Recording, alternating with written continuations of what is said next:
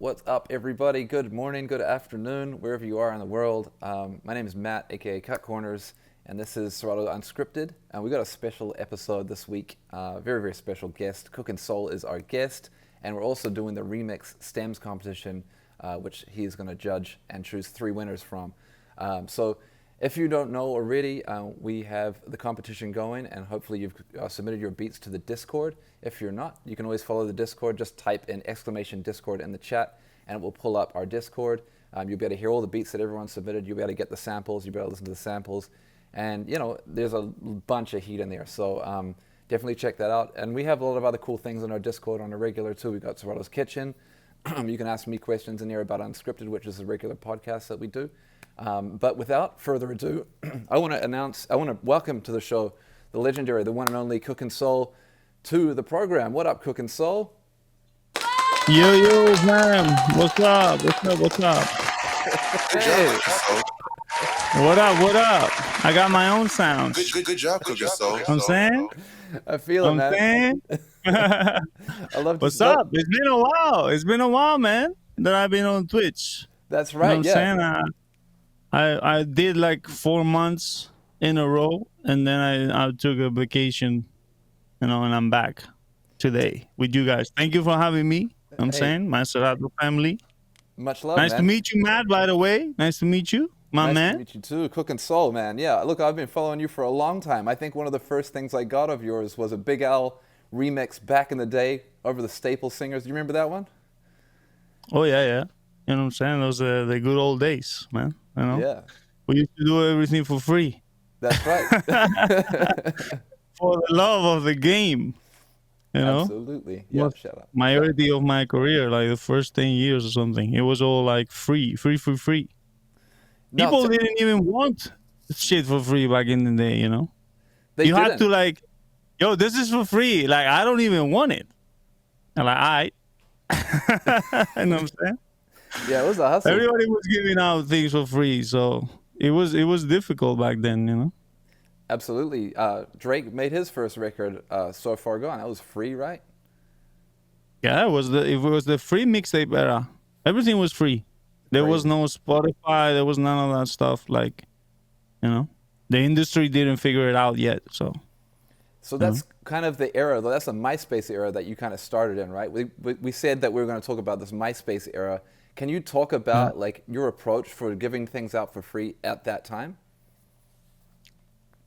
Yeah, well, when I first started making music, I wasn't thinking about money or none of that stuff. You know, I was just in love with the game, pretty much. Like in love with making music and, you know, everything that had to do with hip hop. And, you know, I was also in love with basketball. I still am, you know, but those were my 2 things, you know. So that was my thing. Like, I just wanted. When I started, I remember that I just wanted to get to the point where people would know Cookin Soul, like would know my name. I wasn't even Cookin Soul back then. I was just Big Size when I started. But my focus when I was making music is that at some point people will like my music and I will have like respect from people, you know, like recognition and love and respect. I wasn't thinking about money or none of that. But I remember when I started, because I listened, most of the stuff that I was listening to growing up was like hip hop from the USA. So like Redman, Wu-Tang, you know, all that stuff.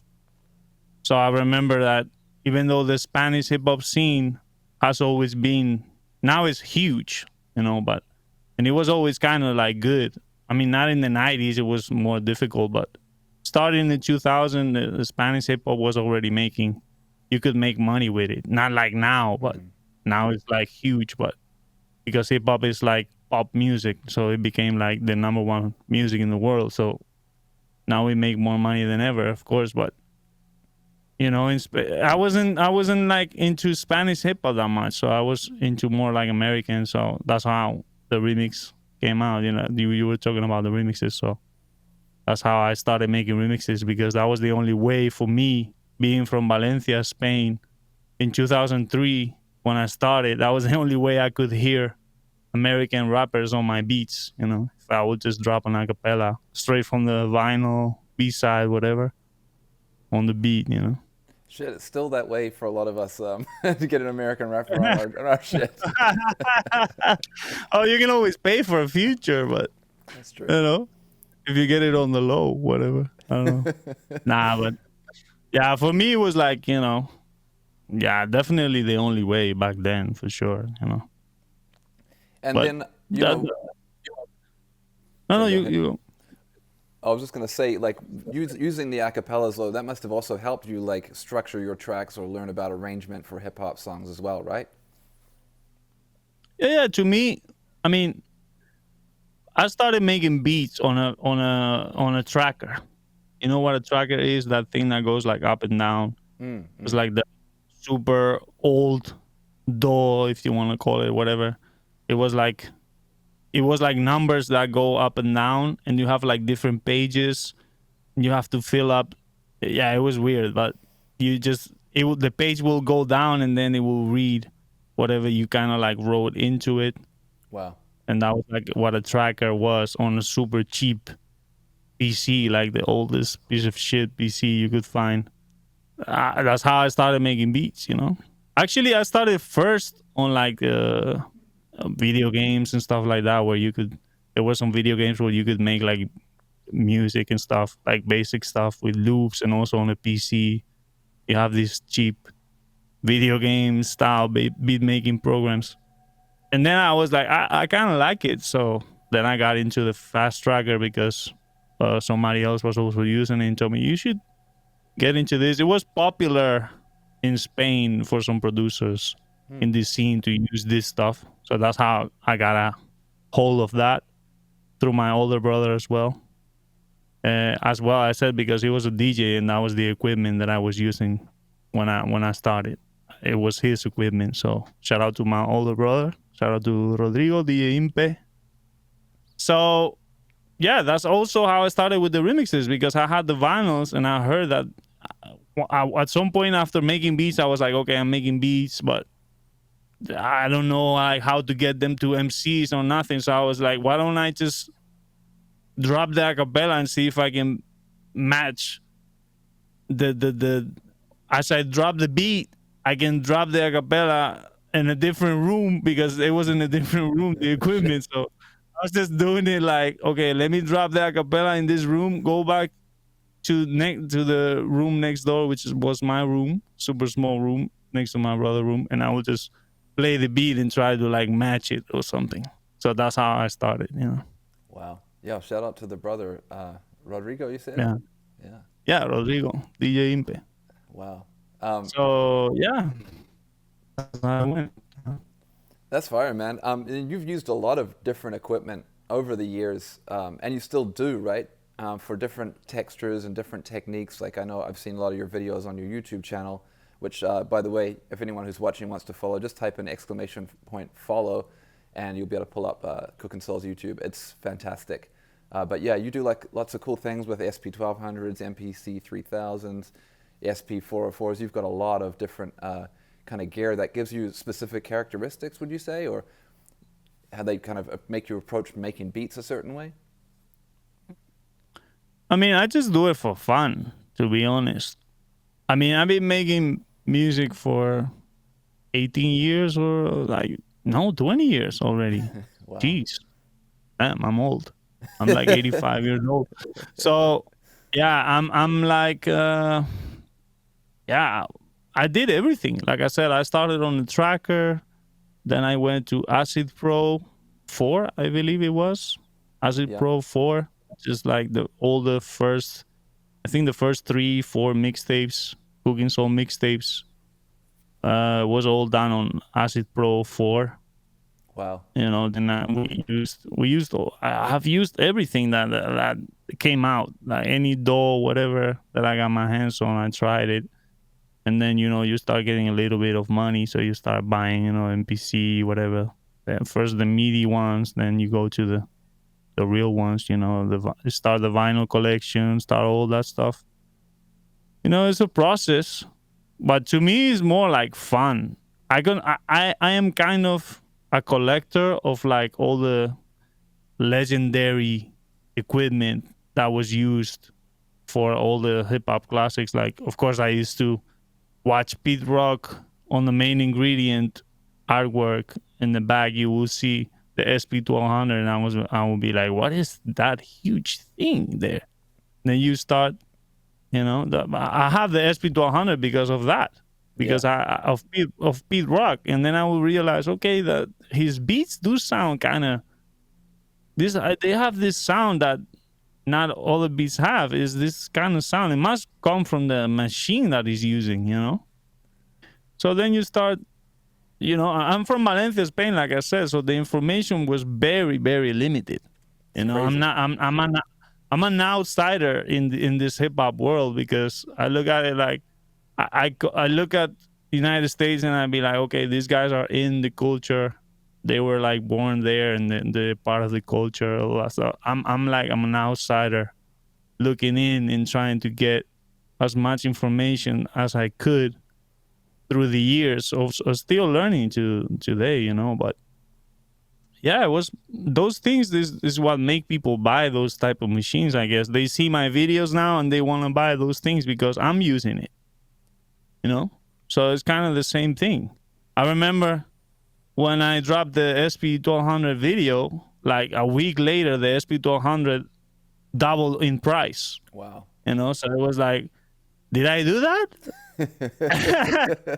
Because my SP1200 video has like 1 million views. Is the highest count of views on that machine. So I must have done something with that, because it happened like right after. So, but it comes with that kind of a thing. Like, to me, like I said, I got the SP1200 because of Pete Rock. I got the MPC 3000 because of Jay Dilla. Yeah. I got the ASR 10 because Kanye and Alchemist, and Timbaland, I just got the ASR 10 because it's Timbaland, all that legendary stuff. So I think you see the piece of gear, you just, they also look cool as shit. Like it's super inspirational. Like the Serato video that I did, everybody's like, how is he using the MPC 2000 XL with the Serato Studio? What is that? Now people is focusing on the fact that I'm using the MPC 2000 XL with Serato, and they're like already so many comments and questions also in my DMs, like, how did you do that? So I'm gonna have to do a video on that, but it's just me. It's not a secret or anything. But people don't realize that you can combine the two. You can combine the old school with the new school. I gotta say thank you, Cookin Soul, for doing that, because I have an MPC 2000 XL and it hasn't been getting much love lately. So I'm gonna pull it out and use it as a MIDI controller. So thank you, Cookin Soul.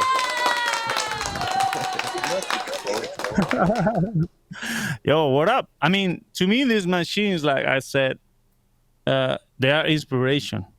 It's like when I make music, I have to be inspired. Like, that's also why I have like movies playing in the background with no sound, or like video games playing in the background with no sound. Things that inspire me. I'm like a very visual person as well. So that's why I have all these action figures and all this stuff from like, for nostalgia, because I don't know, that just inspires me. It's like, if out here in this studio, I don't have windows. Oh wow. It's a basement. So I don't know if it's raining. I don't know if it's snowing. I don't know. So I don't have, like, some people might be like, I make my hardest beats when it's raining or when it's snowing. I don't know what's going on out there. So I'm inspired by all my surroundings. It's like the vinyl record covers and all that. Everything inspires you. Sometimes you just buy a record because of the artwork. You don't even listen to it. And then you just take a guess, and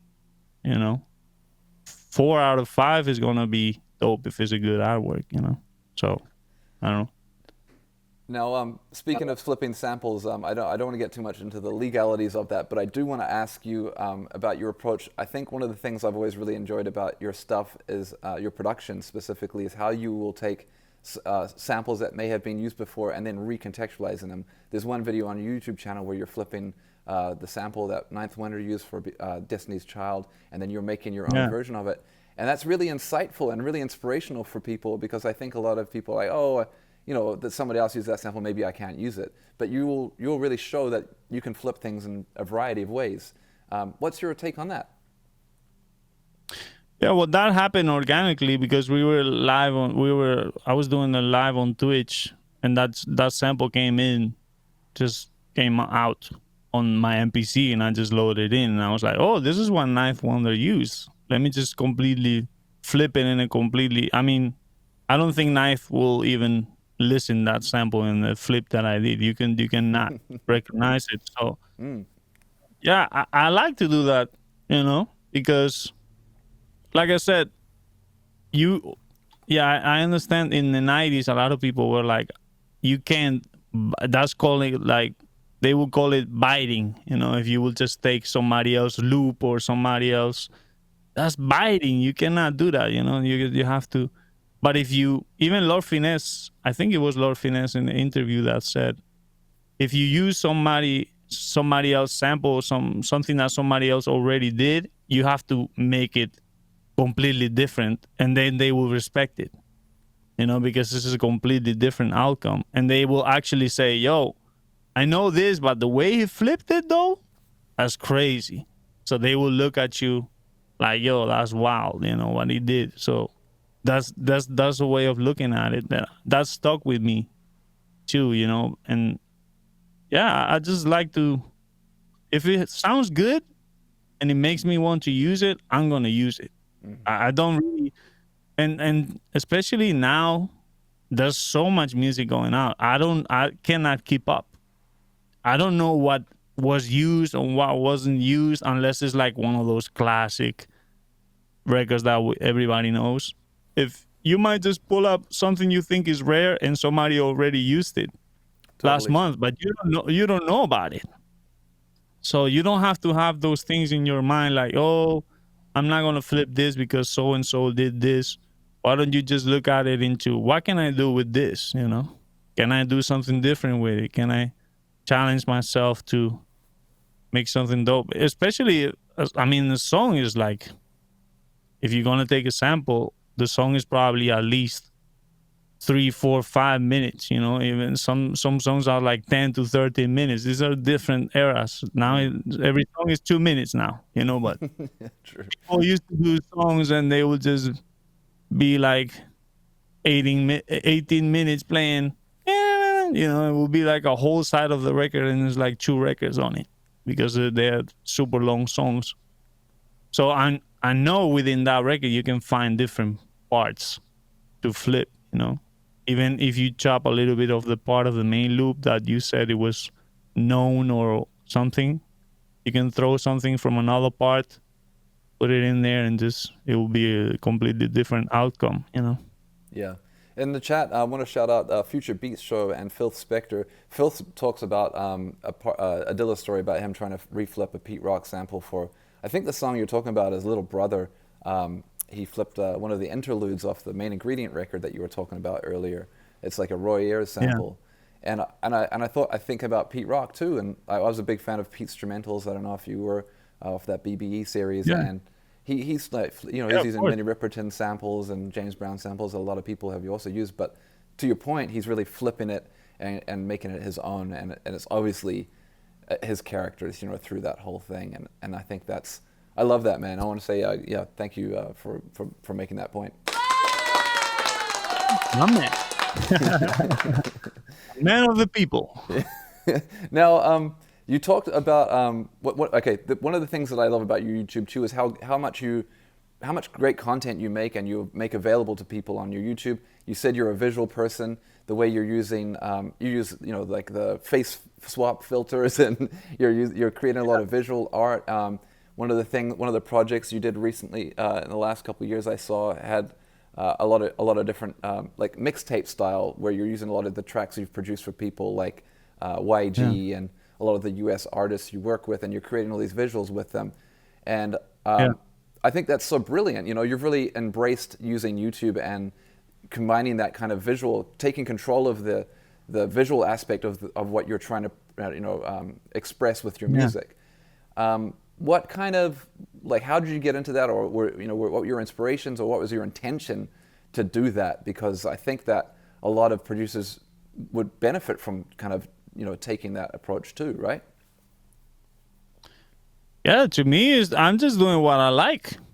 To be honest, like I'm just like I would like to do that. I would like to see that. And I'll make it for me. You know, I'll do it for me. And then people think it's dope or not, but I'm doing it for me. That's why I use things that I like. If you see my artworks, you see the references of things that I like, things that I grew up with, or it's the same thing for the visuals. I treat my artwork from my albums and my tapes as like a visual as well. That's telling a story of who I am too. It's easy to just make a picture of me and just put a title and be like, yo, call it a day. But I work really close with, like, I have a team of 2, 3 designers that I always work with, and I always tell them my vision and what I'm trying to. I kind of like do the artwork myself, and then I just send it, like, I can do like a little drawing or something and be like, this is what I have, and then they will, of course, do it much better than I do, but I will give them the ideas and stuff like that because I have it in my mind. I just don't know how to. It's like when I'm making the music, when I hear something, I already made the beat in my head, but I still have to make it. So the machines are always going to be slower than my mind because I'm already ahead. I just have to create it what I had in my mind. So it's the same thing for the artwork, but I don't have the skill, so I have my team for that. And like I said, I just try to express what's inside of my brain and what's inside of my, yeah, like when I'm making a beat, like I said, I'm thinking about a lot of visual things, and they just come to me, and I will be like, this will be dope with this, and we'll put this visual in there. And sometimes when I'm also helps with YouTube copyrights and stuff like that. If you make a remix, the audio of the remix, if you pitch it down, up, whatever, you change it enough, YouTube is not going to recognize the audio. But if you just drop the original visuals, it will get caught right away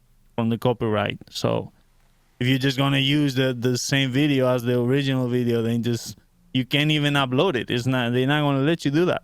Right. So that's how I started flipping visuals too, like flipping samples. I started flipping visuals the same way, and then I just got a liking to it, and I got good at. I edit all my videos, Wow. everything you see on YouTube. Like I said, like I like it. I'm a very visual person, so I taught myself to edit videos just like I edit beats and I make beats and all that, and you know, That's really helped though. Hey, like it feels like your YouTube is yeah. like a really important platform for you. Would you say? Yeah, definitely, because people can see more than if you make dope beats, or you make songs with certain people, they make their own visuals. But if you want to tell your story, what better than do it yourself, do it your own visuals. And visuals always tell a more detailed story than just music, because I don't rap, so I don't, maybe I'm gonna start rapping now because everybody's rapping now, all the producers are rapping now and shit. So Nice remix. I Uh, have done a little bit of ghostwriting, but oh yeah. I didn't. Yeah, but for Spanish, not in English and stuff. But I mean, you could always I'm get not. the. If I rap, I will probably rap in Spanish though, because Nice. my English, I don't think my English is that good. Your English is But great, dude. I gotta be honest with you. It's very, very good. no, man. That's not what my wife says. No, but nah. Yeah, the visuals for me is a big deal, man. My YouTube is a big deal for me because, yeah, I'm not on a major label, not even on one of the major independent labels like Stone's Throw, none of this stuff. You know, I've never, nobody ever reached out to me Oh wow. from any labels. Nobody, no managers, no nothing ever reached out to like do something with me or sign me or none of that. I think they consider me from outer space. I'm like, because I'm not in the US, so it's like they cannot reach me or something. I don't understand what's going on with that, but never ever they reached out to me. So I'm like my own. You know how MF Doom and Madlib have all these visual things, and you know, with the mask and Quasimodo and all this, the way they present the artworks and the music. Like Stone's Throw had this whole team putting these ideas together, and that's how all those artists became so big. And Yep. you know, Shout out Jeff Jank. I although know he does a lot of that. otherwise they wouldn't be as big. Definitely, that's very important. Yeah. So since I got no help from nobody, I kind of created my own world. I created my own world for me. I did, and I just did everything by myself. You know, I was like, I'm gonna have my own record label on YouTube. I guess my own my own artwork factory and visuals, and you know, just to tell my story with my music. You know. It's kind of crazy though because yeah, you are like a full package. Like if someone did want to, I mean, well, I guess it's more like why would you? What would a label even offer you at this point? Because you're so self-sufficient. But that's out of necessity, I guess. You've created such a brand of your own that you wouldn't really be Yeah. able, like that. All they could really do is just give you money, you know, and just let you do your thing, right? Yeah, I don't know. I mean, I have 3 kids now, so any help I can get, any help I can get, that will be good, you know, because yeah, it's getting kind of wild to keep up with this rhythm, you know, with 3 kids. I Wow. managed to learn and taught myself to be very fast when creating.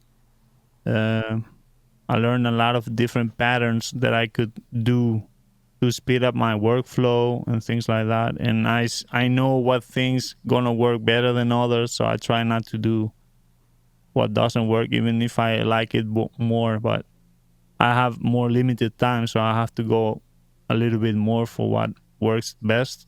Mm. So you know, you learn some things. It's all about trying and error, and you know, just social media and all that stuff is all about, you know, just try and error and learn. I told myself everything.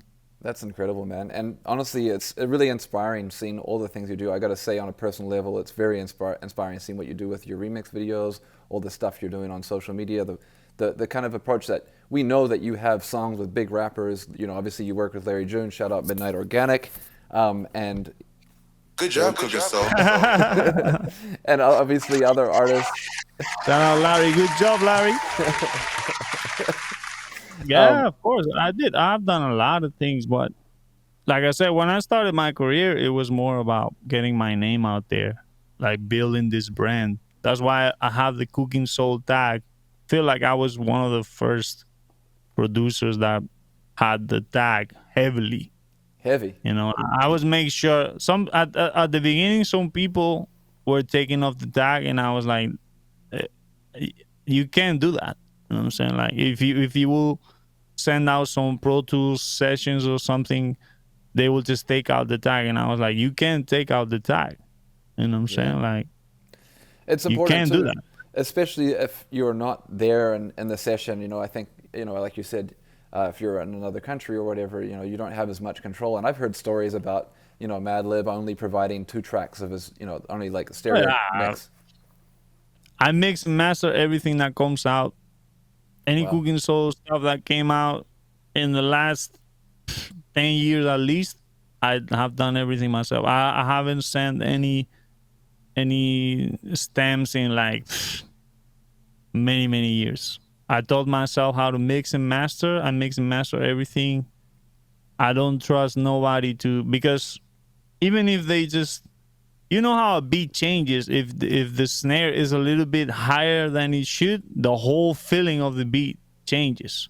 Absolutely. You know, so you will send out stamps and somebody will mix it, and then the beat is just completely different. It has a whole different feeling. You know, it's not even about the tag or anything. It's just about the whole feeling of the beat. You know, everything will change. So I I love told this. myself how to have my own sound as well.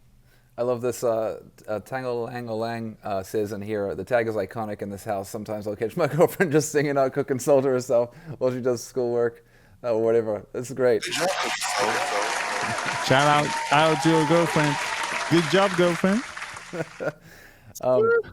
Now, one of the things I have to ask you about, I know you talked a little bit about it earlier, is how much basketball has played a big role in your life. I need to know, is Michael Jordan the greatest of all time, or is there anybody else coming close? Come on, man. There's, there's no question about that, man. Good. If somebody says something different, they just tripping, man. Or they were not there, you know. That's probably it. Nobody will come close. Nobody will come close because it's just a feeling. When Michael was in the court, you knew that if there's time on the clock, he can still make it happen. He can still win, you know. It was like, just pass it to Mike and let him, you know, do his thing. And we still to this day don't have that. I think you don't fully trust somebody with the ball or to defend or to do those things last minute and get the results and stuff, you know. But I'm saying, you know, there's so many great players, you know, and so many. I feel like the league has so much more skill overall. You know, you will have like all players are like really good players now. You know, maybe in the 90s. I mean, in the 90s the players were incredibly good as well, but maybe not so much. Like all the teams are like stacked with great players, you know. But I don't like the defense right now in the league, you know. I think it's kind of like, yeah, if you come from the 90s and early 2000s, the defense was more intense, you know. I kind of like that too. Yeah. So right now they prioritizing on the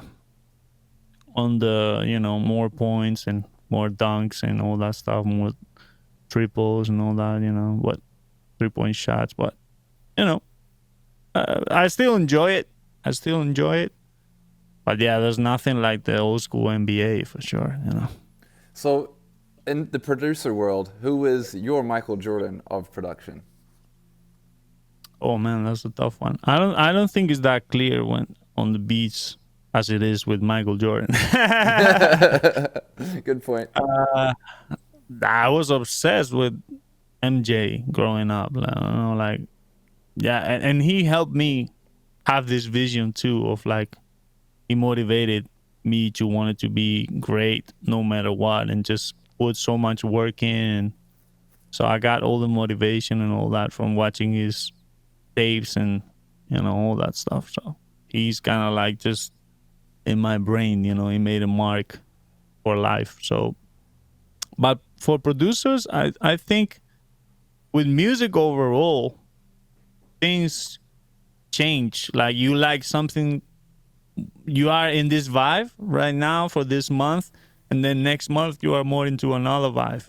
So you just dig a little bit more deep and be like, yo, this is what I'm really feeling right now, you know.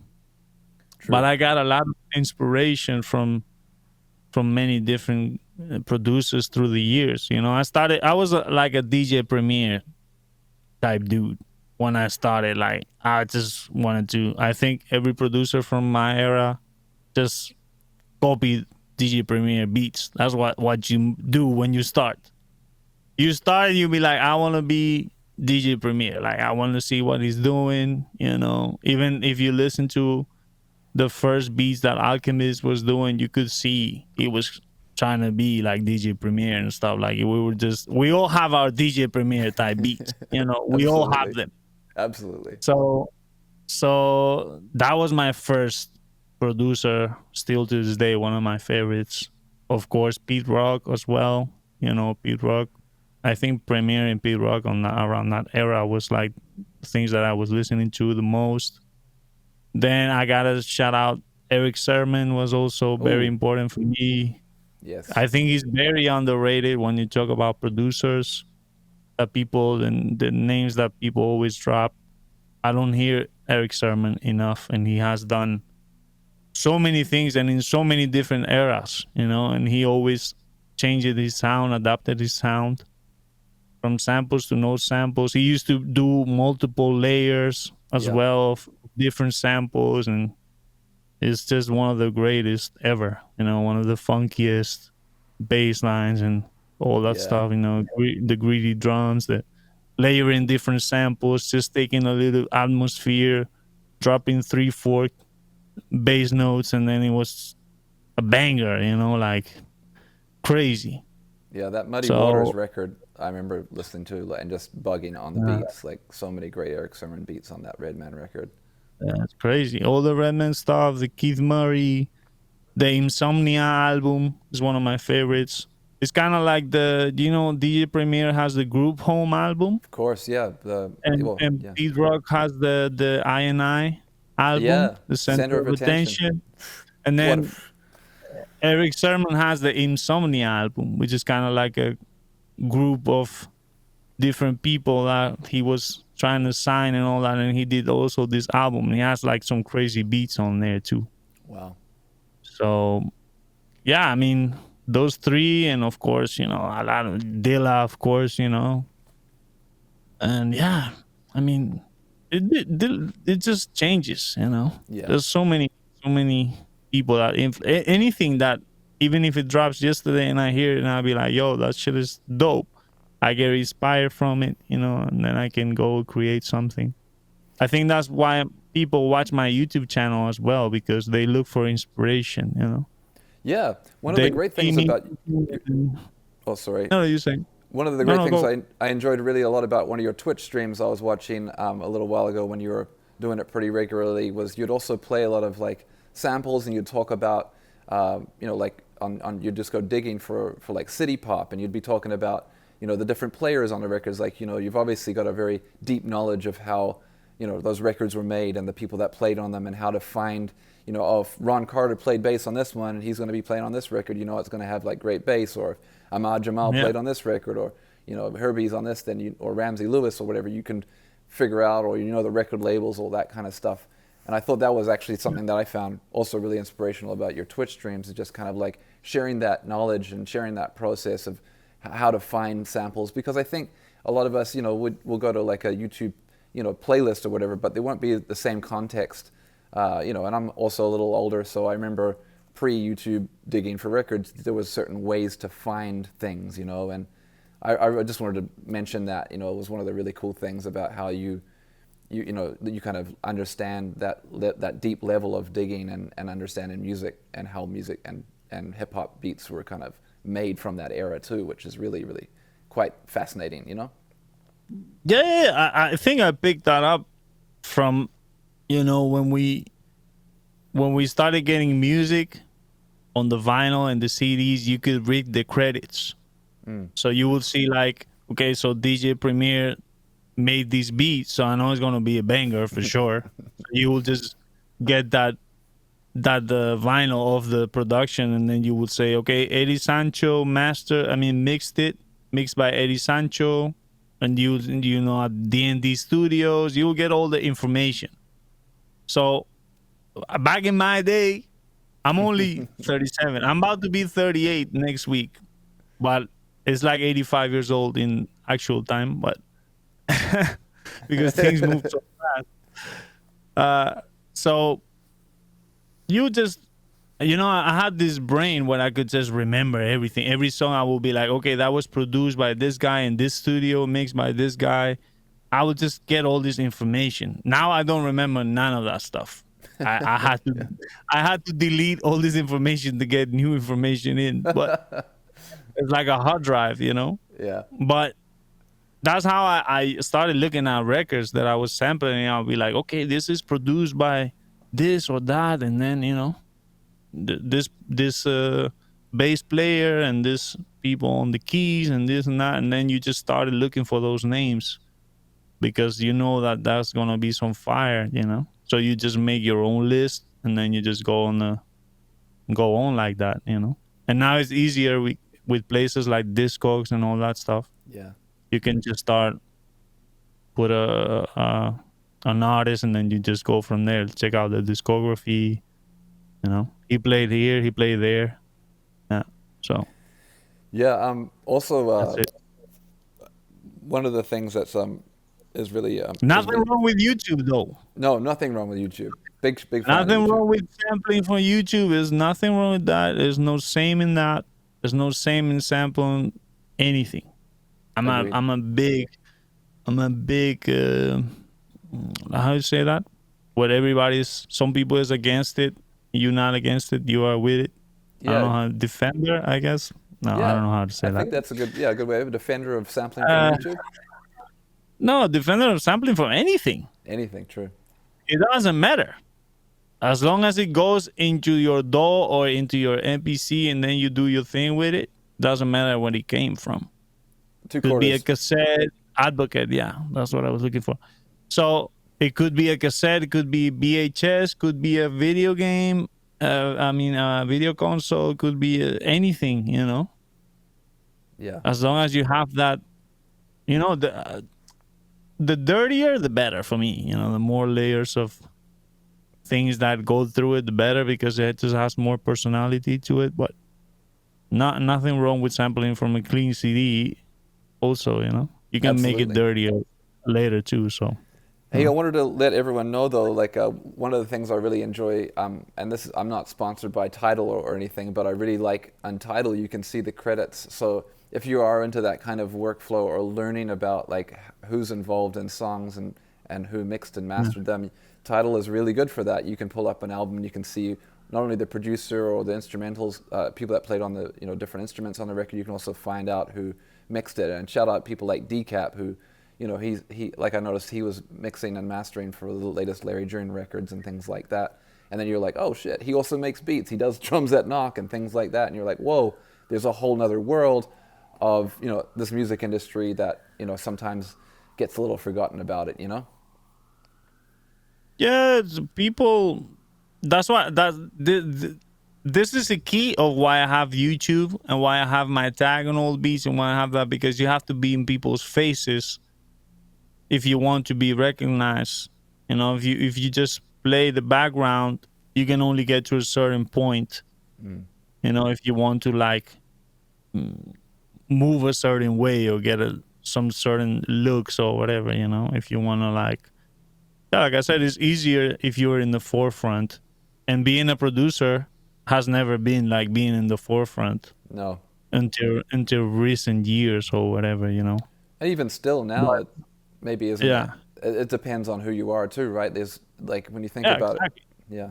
Exactly. You can still be very much unknown if you don't very in your face with it, Now, but if you want to create a brand that's like, legendary, whatever, or stays in time, you have to like present it in that way, I guess. Absolutely. Hey, now speaking of which, that kind of relationship of producer and DJ, I think it's producer and artist is quite a unique one, and I think you have you play a really interesting role because you put out obviously a lot of your own music and remixes and things like that, but you also do work with artists. Some of my favorite artists you've produced for, and it's really I'm really curious to know how you cultivated those relationships, or how you. I think a lot of producers, that's like a real barrier to them kind of progressing as producers. And I think a lot of people would love to know how you kind of basically got your beats in front of those people. Or is there anything that specifically worked well for you that you'd want to share, or anything like that? Yeah, well, keep in mind, like I said, that I'm from Valencia, Spain. So when I started making beats and when I did my first mixtape, the only way we had to reach out people was like through the internet, of course.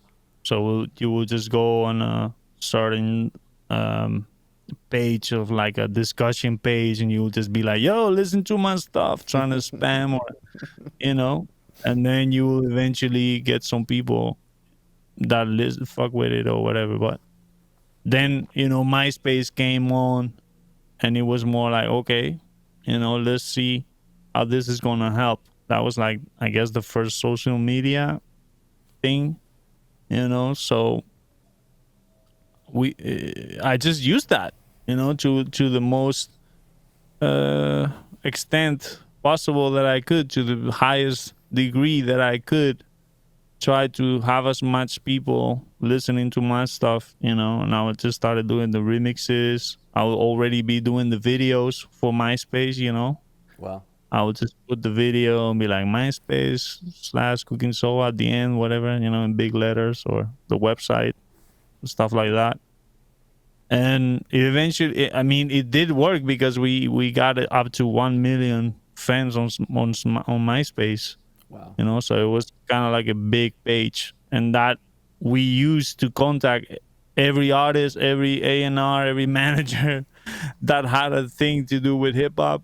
I would just send them a message. I would literally send like 100 messages every day or something. I would just go through different profiles and start sending messages like, "Yo, this is Cookin Soul. Make beats, whatever. If you give us an email, we'll send you some beats. Whatever." So any email I got back, I'll just put it on a list, and every week, all the beats that I made through the week, I'll just drop them all in the email. Yeah, what happened? We lost your. Am I still on? Yeah, you're still there, but we lost your picture. Oh shit! Hold up, just a second. I think it's the camera. That is great advice, though. Yeah, Phil Spector. I like the fact that you're talking about kind of being proactive with it, and I think a lot of us maybe get a little uncomfortable. You're back. We got you back. Yeah, is my sound on? Everything is good? Yep, 100%. Yeah, I think it's the camera that just needs to cool off or something. It's the Sony A7 IV, whatever. I think when it gets hot, it's just dead. So, yeah. Nah, like I was saying, I will just make a list of DJs, A&Rs, artists, whatever, and every week I will just email everybody. Every beat, my tag was on the beat, just one tag, not like multiple tags. If you just tag the beat all over the place, nobody's going to listen to that. So one tag is enough. So that's how I did it, pretty much, And at some point, people was expecting them beats to come in, Right. And then once the track started popping out, then you just, you make a name for yourself, with the mixtapes, and everything helps, Yeah, I like that you're talking about, you got to kind of still put your stuff out, as well as also, you can't just kind of do one or the other. It's kind of, it sounds to me like both kind of help each other. If you're going to be doing your own remixes, then people will be like, oh, he's already doing stuff. And then that will also lead to potential placements or potential collaborations with artists, right? I don't know if it's necessarily linked, but if for building a brand for myself, it was important to do all kinds of things and to get, because you can be like a producer for artists, or a producer that only does like tapes, or you can be both, and you can also do drum kits, you can do vinyls, merch, whatever. It's all about how you want to do it. Some people don't want to be on front of the camera. Some people don't want to create content. They just want to make beats. Everybody wants to make beats. Yeah. Everybody wants to make beats. It's so cool to make beats, right? It is. You can just make beats all day, and that's the best part of it. But then 90% of the job is the other stuff. Yeah, that's true. Yeah. So I spent so little time making beats, and I spend so much other time doing all the other things that I ain't supposed to be doing. Yeah. So that is the reality of it, and people just don't seem to understand how much work is behind. If you make beats, I have thousands of beats that never came out. I'm actually trying to go back to work with artists again. I'm trying to pick that up. So I'm going through beats and stuff like that, and I'm like, damn, I have so many beats that never came out, because doing beats is easy. That's the easiest part to me. It's all the other stuff that's around. You know, if you want to be if you want to build a brand and you want to be known and you want to be respected and all that, there's so much more that comes with it. And for me, for instance, something that I have never done in my career and that I lack of is the connections, like, in person. You know, the only rapper that I ever met that I work with is Nipsey Hussle. Oh wow. I never met anybody else. Rest in peace, Nipsey. Nobody else. Yeah, rest in peace, man. Super cool dude. But we used to talk a lot on the Gmail chat and stuff like that, you know. It was cool. But that's the only rapper that I met, Wow. you know, while we was working. I met a few other guys just on a random, you know, since I moved to Amsterdam, some guys came in, do shows, so I met them backstage or whatnot. But I'm not from the United States, so I don't have those friendships and connections that, for instance, like Alchemist has, you know. That he's always in the studio with these guys, but he's also friends with these guys, you know. So all these other guys are in the studio, they with each other all day. So of course more projects are gonna come out that way, you know. And that's something that I never had. So some people might look at my discography, might not put me on their favorite producer list or whatever, because I don't have those projects like Piñata, Madlib has with Gifts, or like all these classic projects, because those type of projects you have to be in the room and you have to create those types of things, you know.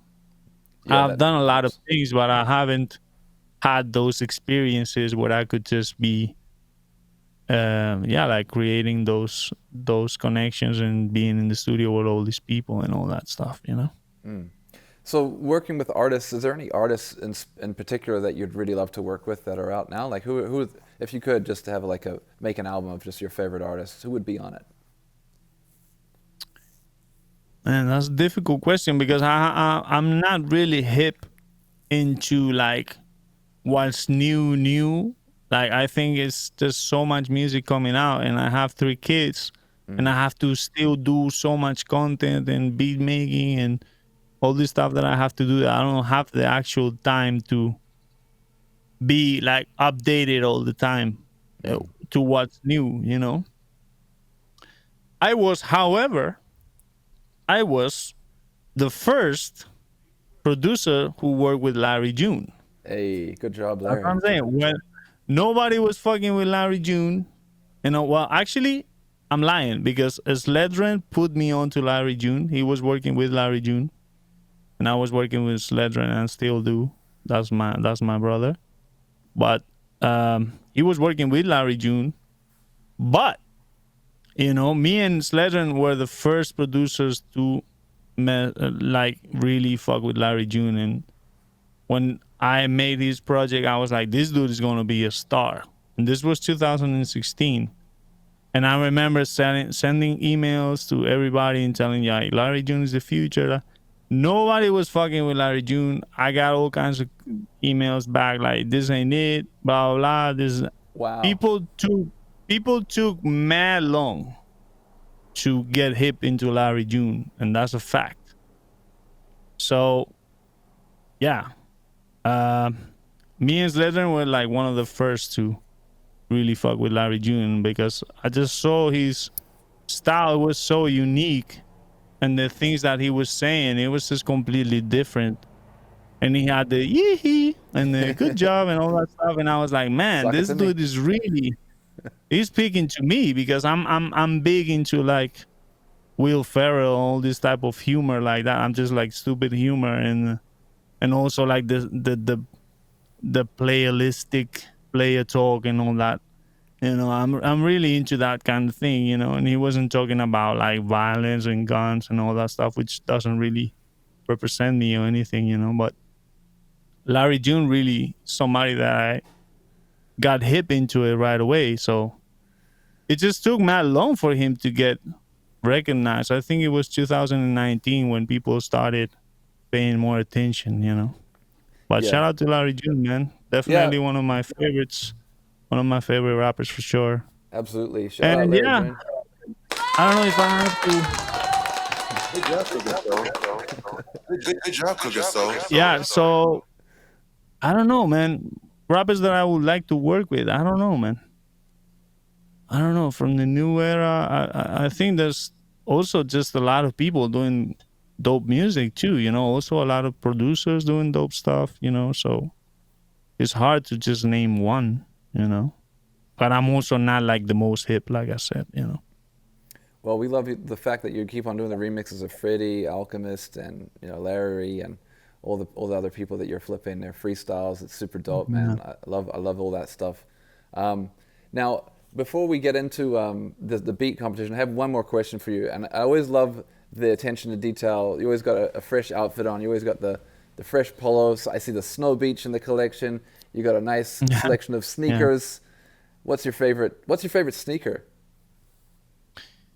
My favorite sneaker is probably the Jordan 3. The 3? The white. Yeah.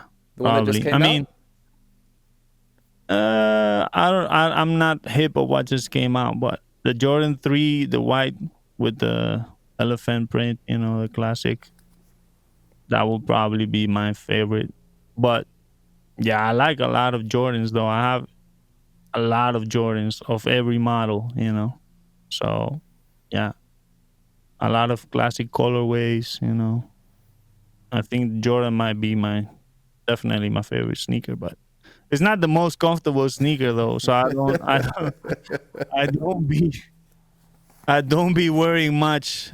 Also, my feet are wider now, so a lot of my joints don't fit. A lot of my shoes don't fit, so they're just collecting dust. Yo, I had the same problem, bro. I had to size up. I'm like wearing Crocs right now, man. Shout out to Crocs, Air Crocs. Give me a sponsor, Crocs. Good job, Crocs. Good job, Cookin Soul. Absolutely, we get Crocs sponsor for Cookin Soul ASAP. I think as you get older, you just want to be comfortable. For real.